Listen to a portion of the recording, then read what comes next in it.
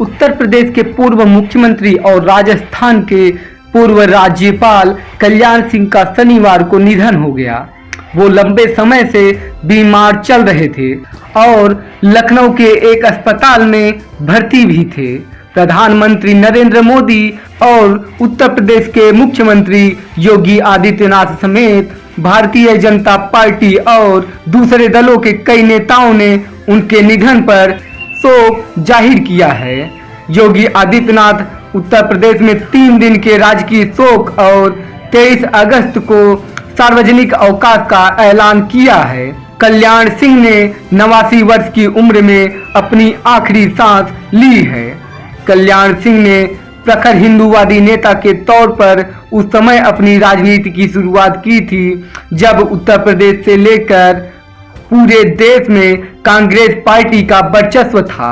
जनसंघ से जनता पार्टी और फिर भारतीय जनता पार्टी के नेता के तौर पर वे विधायक और यूपी के मुख्यमंत्री भी बने, लेकिन राजनीतिक महत्वाकांक्षा ने उनकी हिंदूवादी नेता की छवि को तो धूमिल किया ही, राजनीति में उनके असमय ढलान का कारण भी बनी।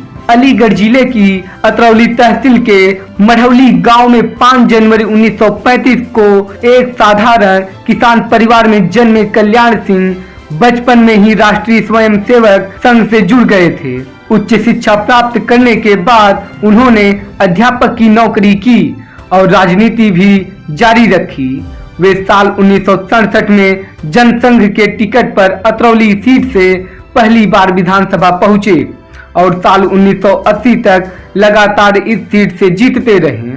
इस बीच जनसंघ का जनता पार्टी में विलय हो गया और साल 1977 में उत्तर प्रदेश में जनता पार्टी की सरकार बनने पर उन्हें राज्य स्वास्थ्य मंत्री बनाया गया। साल 1980 के विधानसभा चुनाव में कल्याण सिंह को हार का सामना करना पड़ा।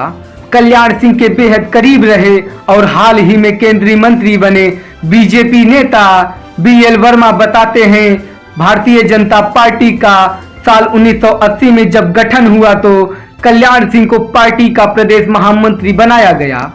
अयोध्या आंदोलन के दौरान उन्होंने गिरफ्तारी देने के साथ ही कार्यकर्ताओं में नया जोश भरने का काम किया था।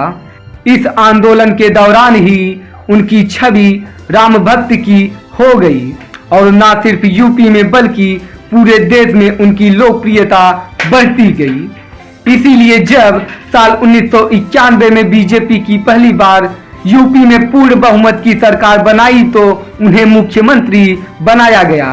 90 के दशक की शुरुआत में राजनीति का जो दौर था उसे मंडल और कमंडल यानी कि आरक्षण और राम मंदिर आंदोलन के तौर पर जाना जाता है।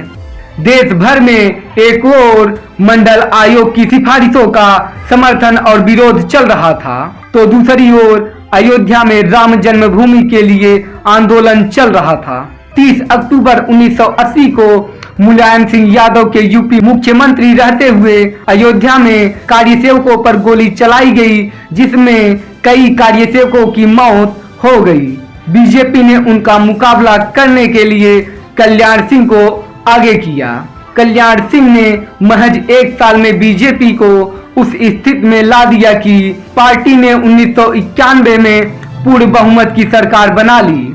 मुख्यमंत्री बनने के बाद कल्याण सिंह ने अपने मंत्रिमंडल के सहयोगियों के साथ अयोध्या का दौरा किया और राम मंदिर का निर्माण करने की शपथ भी ली।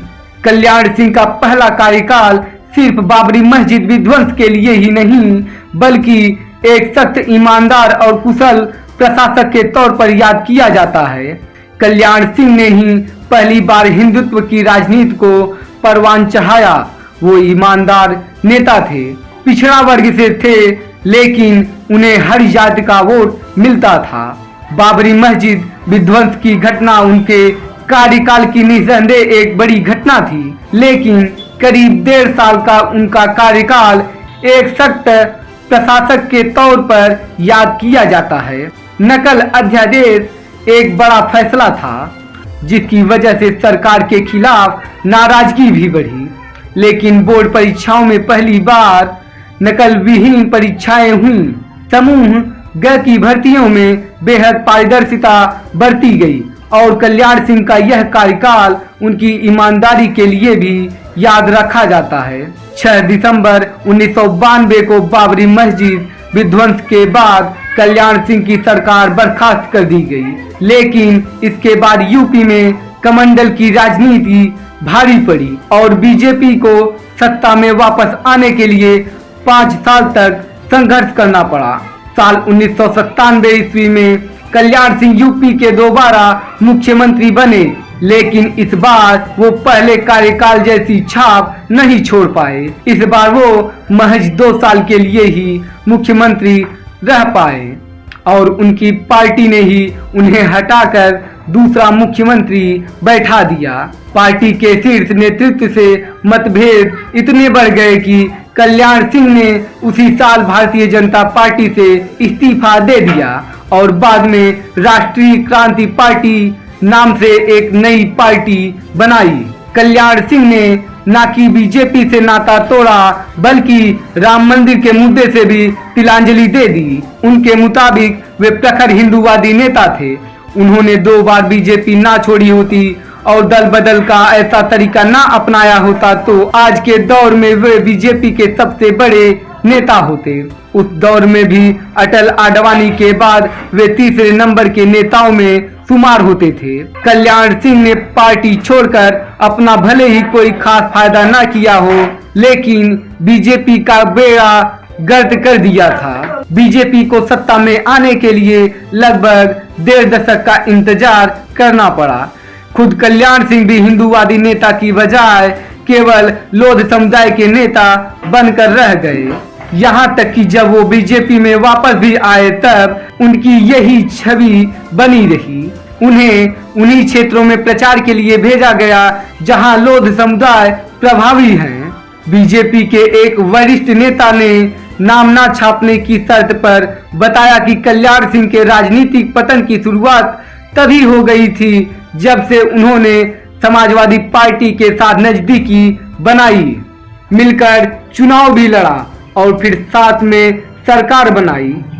उनके मुताबिक अटल बिहारी वाजपेयी उस वक्त प्रधानमंत्री थे। उनका सम्मान बीजेपी के ही नहीं बल्कि विरोधी दलों के लोग भी करते थे, लेकिन कल्याण सिंह ने उनका सार्वजनिक तौर पर अपमान किया। अपने लोगों के साथ बातचीत में उनके लिए बेहद अपमानजनक भाषा का भी इस्तेमाल करते थे। उस वक्त उन्हें ना भी हटाया जाता तो भी बीजेपी की छवि काफी खराब हो चुकी थी। वाजपेयी के लिए उनके कहे गए 3 शब्द उस वक्त काफी चर्चा में थे, भुलक्कड़, बुझक्कड़, पियक्कड़। उस वक्त के बीजेपी के कई नेताओं और पत्रकारों का मानना है कि कल्याण सिंह ने राजनीतिक ढलान की वजह से उन्हीं की पार्टी की एक नेता कुसुम राय थी, जो समाजवादी पार्टी और राष्ट्रीय क्रांति पार्टी की मिलीजुली सरकार में कैबिनेट मंत्री थी। बीजेपी के एक नेता बताते हैं कि उस वक्त नरेंद्र मोदी राष्ट्रीय स्वयंसेवक संघ के प्रचारक थे। संघ ने उन्हें कल्याण सिंह से बातचीत के लिए भेजा। कई दिनों बाद कल्याण सिंह ने उन्हें मिलने का समय दिया, वो भी कुछ लोगों के बीच। नरेंद्र मोदी ने अकेले में बात करने को कहा तो उन्होंने मना कर दिया। नरेंद्र मोदी ने कुसुम राय का मामला उठाया तो उन्होंने उसे बेहद अनपढ़े ढंग से लिया और उनके सामने ही अटल बिहारी वाजपेयी के लिए अपमानजनक भाषा का प्रयोग किया। हालांकि साल 2004 में कल्याण सिंह की जब बीजेपी में वापसी हुई तो उसके पीछे भी अटल बिहारी वाजपेयी ही थे। पार्टी के वरिष्ठ नेता प्रमोद महाजन ने इसके लिए कोशिश की। कल्याण सिंह बीजेपी में दोबारा शामिल हुए। पार्टी ने साल 2007 का विधानसभा चुनाव उनके नेतृत्व में लड़ा, लेकिन कोई खास सफलता नहीं मिली। सिद्धार्थ कलहंस कहते हैं, बीजेपी छोड़ने के बाद कल्याण सिंह खुद भी लगभग अवसाद की स्थिति में आ गए थे।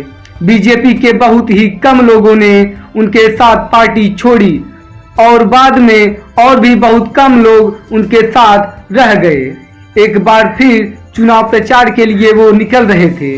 हेलीकॉप्टर से प्रचार करने जाना चाहते थे, लेकिन पार्टी में ऐसा कोई भी व्यक्ति सामने नहीं आया जो उनके लिए हेलीकॉप्टर का इंतजाम कर सके।